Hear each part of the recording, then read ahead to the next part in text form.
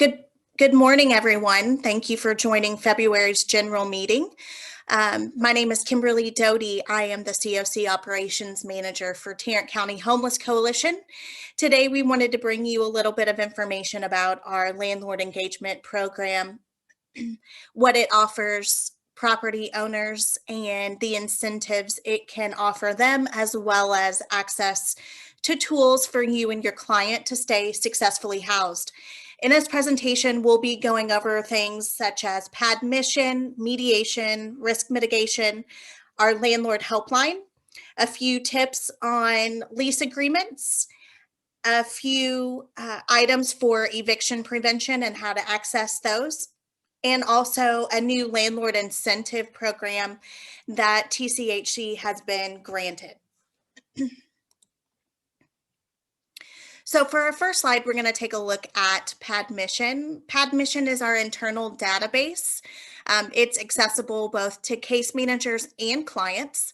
If clients have the capability and would like access, they are more than welcome to. The case managers would just need to email me the client's full name and email address, and I can get them set up. We would also request that once the client has been housed, that you do let us know so we can disable the client in PAD Mission. Currently, we have over 75 active property owners advertising their properties in PAD Mission, which equates to just over 600 available units. So we're excited to have all of those landlords partner with us, and we are actually going to be extending our outreach to Arlington, and we are hiring a landlord engagement coordinator for the Arlington area specifically, and that will be happening starting March 1st. So we're super excited about that as well. Another quick note about PAD Mission is that properties do have login information to update their ad as well. PAD Mission also sends them an email reminder every 2 weeks that if they haven't updated their ad to do so. And then we do also try to reach out to those properties that maybe have outdated information and get that as close to current as we can for you guys. Next, we wanted to let you guys know about a service that is available to your clients, and we actually require that landlord partners participate in this before deciding to end the lease agreement with a client. So we do offer mediation services. They are free to both the client and the landlord. We have partnered with UNT Dallas and their College of Law. We have a professor that conducts the mediation along with usually 2 students in the past. And again, it is a requirement of the landlord when they sign the MOU that we must participate in this before asking a client to exit, leave, end their lease term, anything like that. So if you need more information on how to get that resource or get your landlord or client connected to that, again, just reach out to me and we will connect with UNT College of Law and get that scheduled. We've had 2 so far. They've been pretty successful and had a really positive outcome. So we're excited about that. Another piece of our landlord engagement program is risk mitigation. So once property owners sign the MOU, it also gives them access to risk mitigation funds, and that is a monetary reimbursement of $1,500 per client. It can go towards property damages, lease break fees, or any final move-out balance. There is a packet that landlords do have to fill out when they sign the MOU. They are supplied with this packet. But if you talk to them and they don't say they don't have it, I'm more than happy to send it out to them. It's super simple. They just have a request form that they have to fill out and include supporting documents, which is the lease, invoices, ledger, and photos of the damage or move out balances. The other piece of our landlord engagement program is the landlord helpline. So we have a 24-hour line that is monitored. It's a phone line for landlord and property management staff to call for assistance with any hurdles operating within our COC. So a lot of the common requests that I get are resident access to resources, whether that be help with food, help with rent money if they're behind, any other supportive resources, payment clarification. So sometimes payments get sent out with multiple payments in one, and maybe it wasn't clarified on what resident that goes to, or the apartment number. And with management often changing, sometimes that can cause a little confusion. So I'm just there to help support them and clarify that with them. It also, if they need agency contact information, risk mitigation information, and agency relationship navigation. So if they're uncertain who a case manager is, how to get a hold of an agency specifically, again, I'm just the bridge to connect the two. And new, which is we're super excited about, TCHC was granted $500,000 in landlord incentives.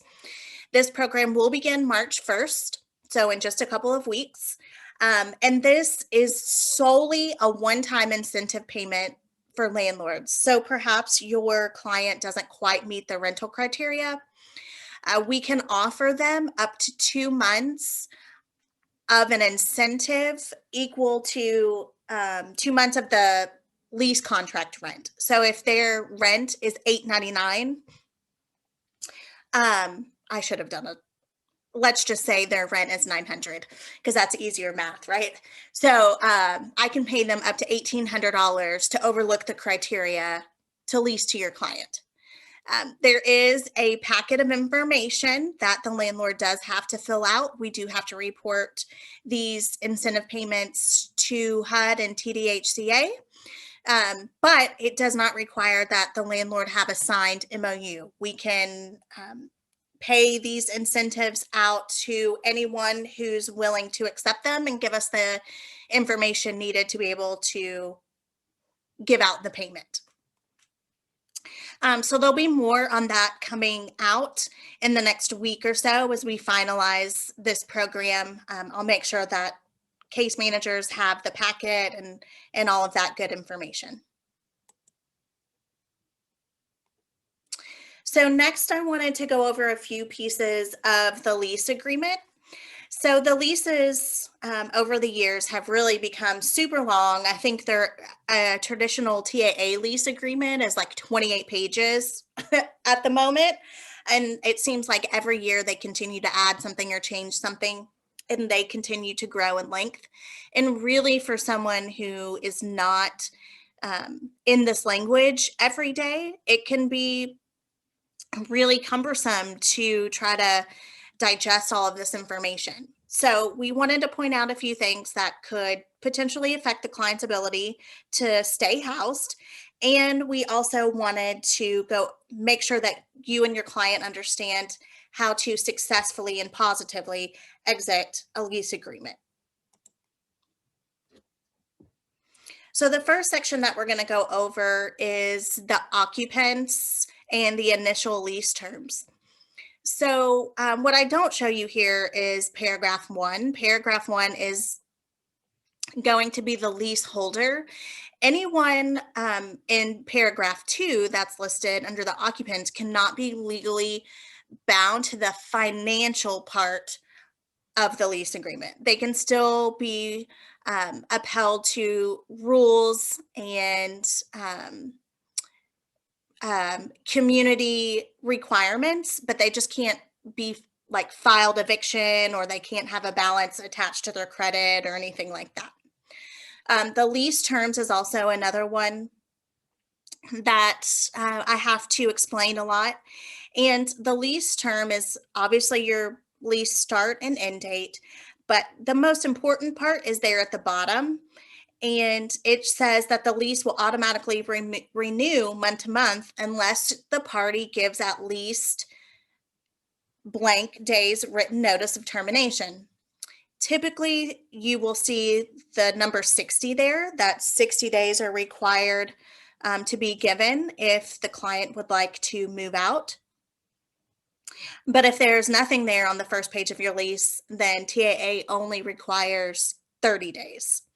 Again, the notice does have to be in writing. It cannot be anything verbal. An email will do, on a piece of notebook paper will do. And then I would strongly also encourage to have your clients have it signed by someone in the office, just saying that they received it. And here's a few hidden requirements of the lease. Again, this is going to be on page 1 of the lease agreement. It's going to cover paragraphs 8 and 9. So paragraph 8 will specify if the property is requiring the client to have property insurance or renter's insurance. Note that renter's insurance only covers, the renter's insurance covers the personal property of the renter, and in some cases, depending on what type of renter's insurance, can also cover things that might happen in your apartment from your guests, like if someone fell and tried to sue you or something like that. Renter's insurance policies can help cover those medical costs so that there doesn't have to be a lawsuit or anything like that. So it is actually really helpful, and it is very affordable. If there's a lot of rent insurance programs specifically, but I also tell folks that if they have automobile insurance, to check with the automobile insurer. Usually it's quite a bit cheaper when you have double policies. I would say an average of maybe $10 to $15 a month could be what you can expect to pay for renter's insurance. Paragraph 9 is especially important. This is kind of a catch-all for landlords. So this is where they can place trash fees, pest control fees, if they have allocated water. This is where they have to put anything else that they're going to charge you for in this paragraph. So I would definitely make sure that you and the client go over this paragraph in detail. If they have special requirements to get into a building, if they have special requirements on how you have to pay your rent. I mean, it is a blank slate for what property owners can put in this box. So it's just really important that you do read and completely understand what's being put in this box. Lease changes. So I wanted to make sure that you guys know that no rent increases or lease contract changes that will affect the monetary value of the rent can be made until the lease ends.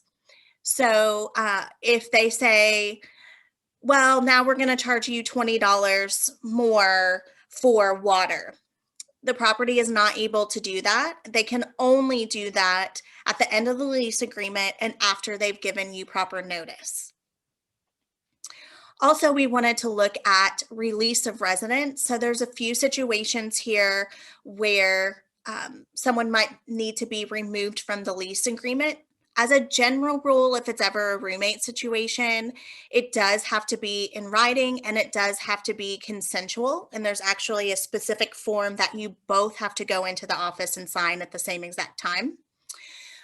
Exceptions to that rule are domestic violence. There's actually a completely different addendum to the lease agreement for that.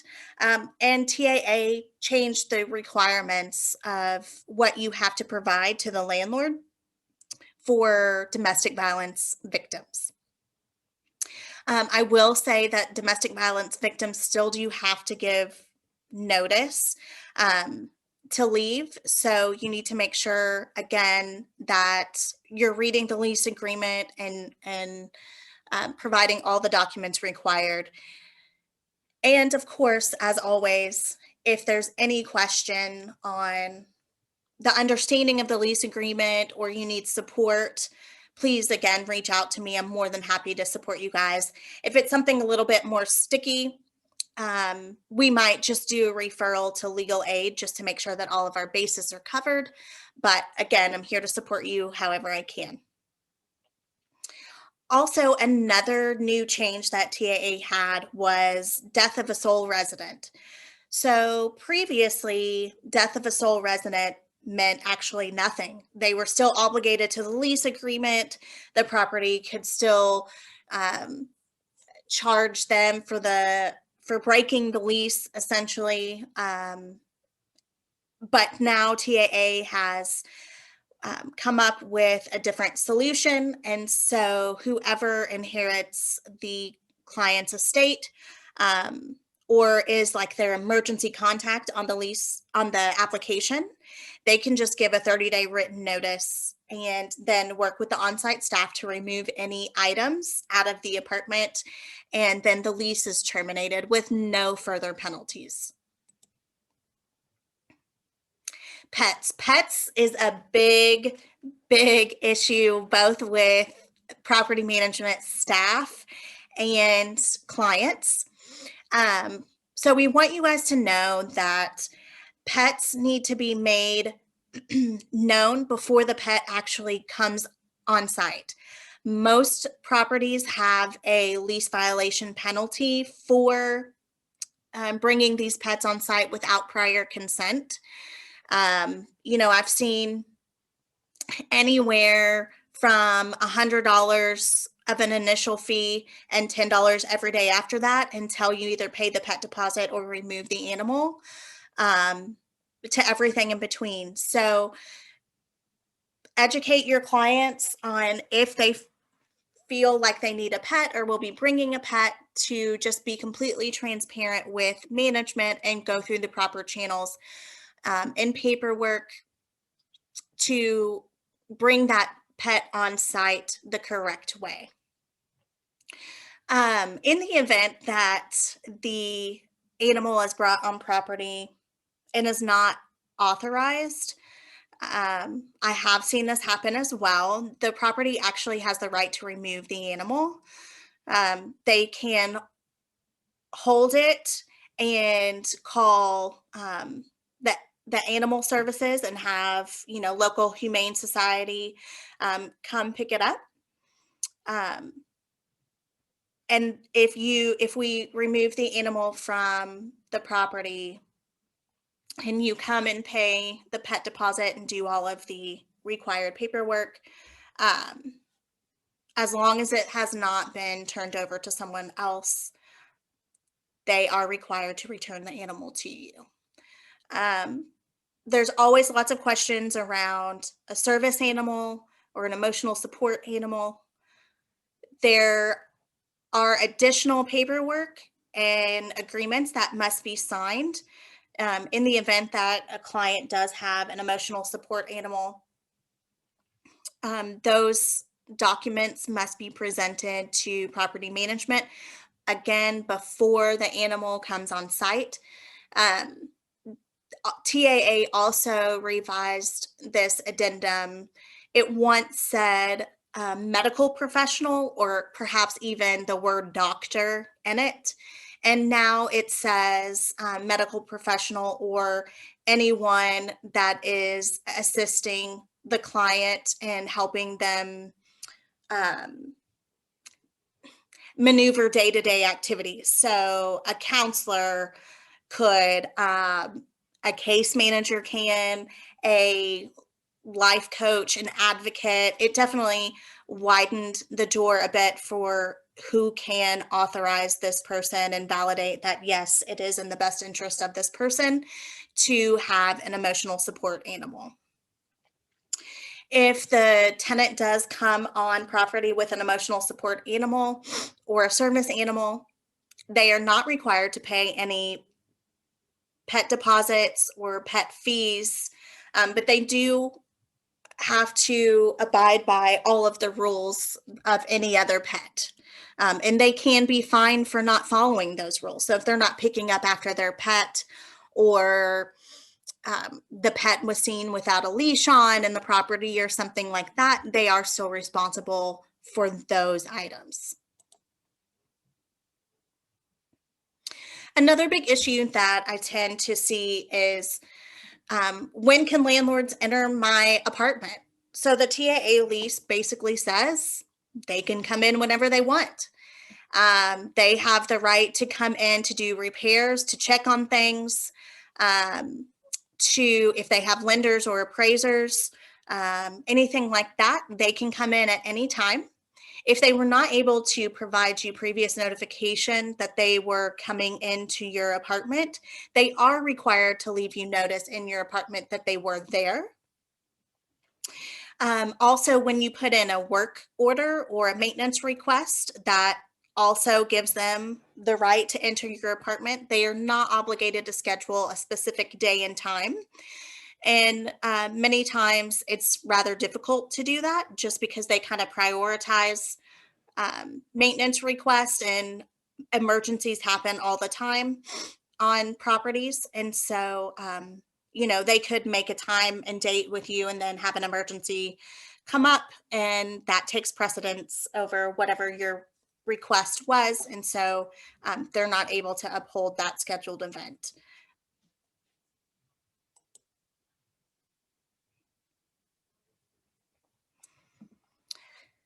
So here we're going to talk about your landlord being able to terminate your lease.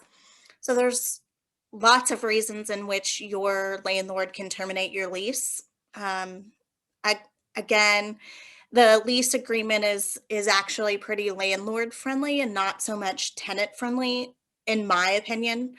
Um, they can terminate your lease for not paying your rent on time, for you or any of your guests violating any of the lease terms, apartment rules, criminal laws, anything like that.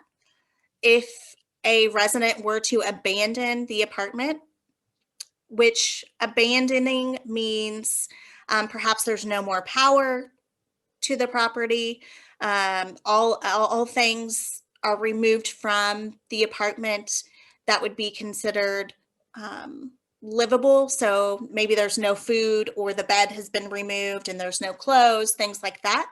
They consider that an abandoned apartment and are able to end the lease agreement. If you or any occupant is arrested, charged, detained, convicted, or given deferred adjudication,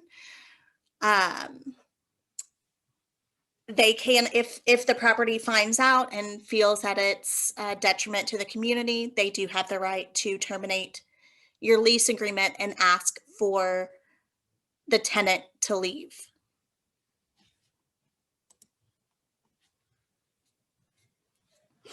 Another tricky thing is, how are my payments applied? So a lot of tenants think that just because their check or money order payment or memo on their payment says rent, that it can only be applied to rent. That is in fact not true. Landlords do have the right to put any payments towards whatever balance is outstanding first. So if they are past due on water payments per se, they can put that rent money to pay the water bills first, and then that leaves rent outstanding actually, which gives them the right to file eviction. There is no obligation that they only pay rent with any payments that are specified rent payments. They do have the right to put it towards any past due balance.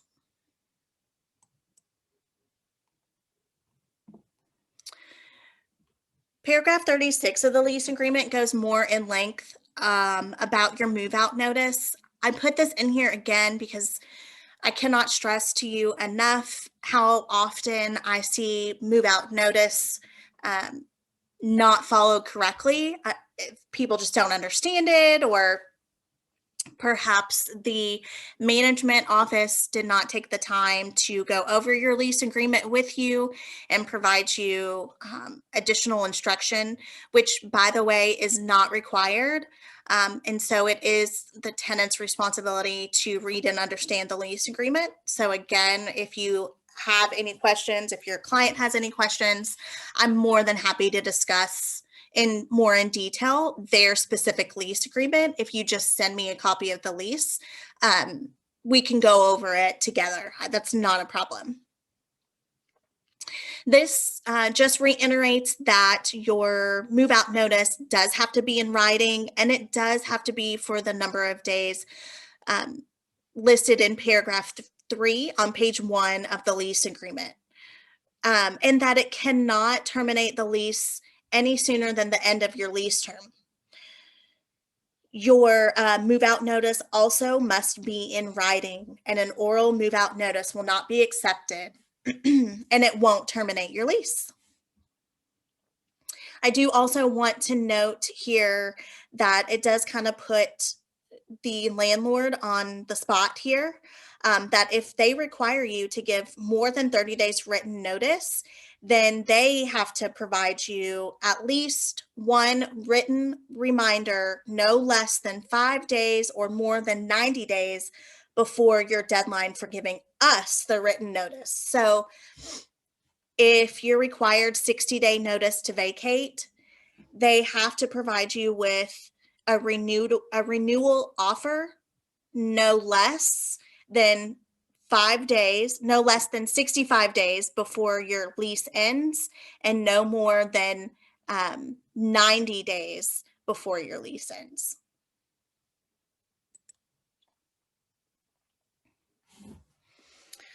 Another topic that I deal with often is security deposits. So, how does security deposits get applied? Are they refunded? Kind of what are my rights to those security deposits? So, security deposits are required to be itemized and applied to any balances within 30 days after the unit has been surrendered or vacated and possession given back to the property owner. The term surrender means that you have given them a move out date, you have given them keys on or before that date, or if you have abandoned the unit and they have gone through the appropriate documentation of finding the apartment abandoned. In the event that you are evicted, you abandon the apartment, or otherwise break your lease agreement and not end it properly, you are forfeiting the right to the refund of your deposit. They do not have to apply it to any damages. You forfeit it. Most properties are going to apply the deposit to whatever fees you incur for terminating the lease early. But you still do not have a right to a refund of any of this. If the unit was returned to the property owner in good condition, again, they have 30 days to both mail you an itemized statement of your account with any refund that may be due from your security deposit. If it's after the 30 days, there is legal action that we can take.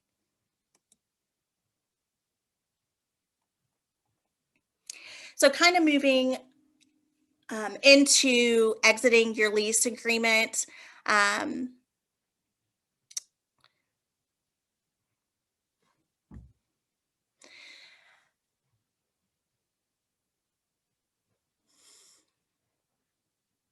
So, moving on from the lease agreement, I wanted to offer you guys a few tips on eviction prevention resources. There's definitely a lot of resources out there right now, and just kind of trying to find what pertains to the client, what they can apply for, what they have access to, can be difficult to maneuver.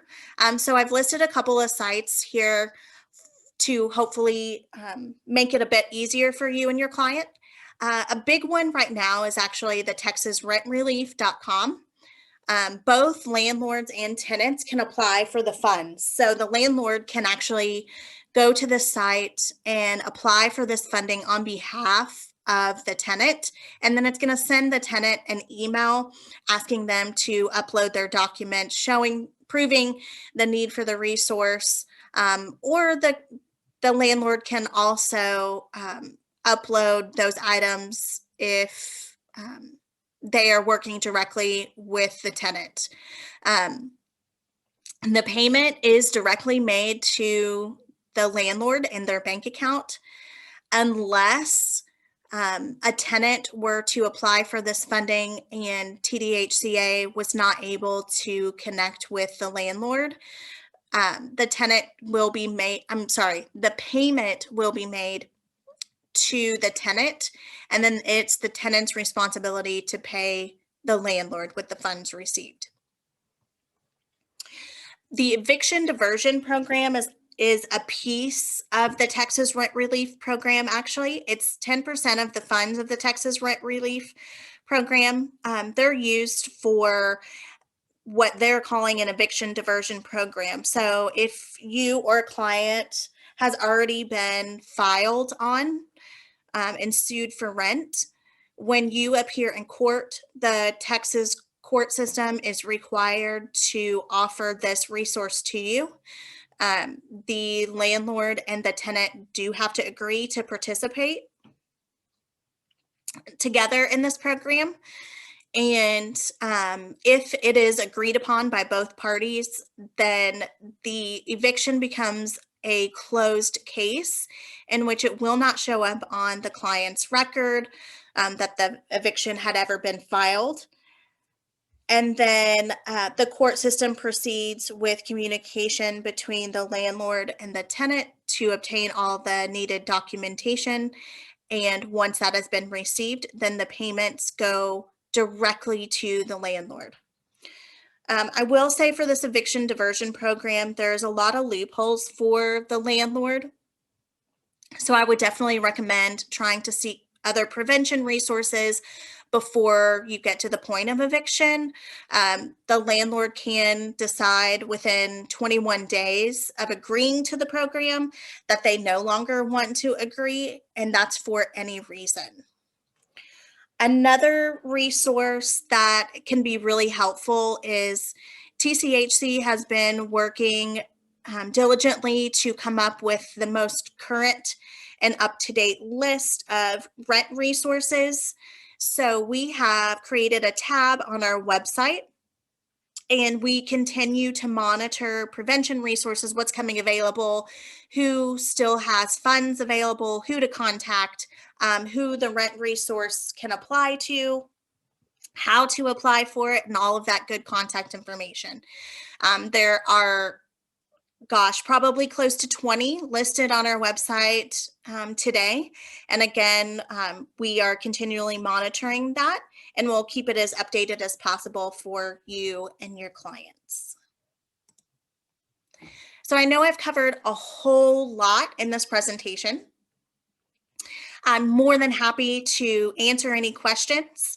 Unfortunately, we weren't able to present this general meeting topic live due to this crazy Texas weather, but feel free again to email me any questions that you may have at kimberly@ahomewithhope.org. And or you can always email Shannon, and Shannon can connect us as well. I hope you guys are staying safe and warm. Continue to house those clients, educate those clients on successful housing. And if you need any support along the way, I'm always here to help. Thanks.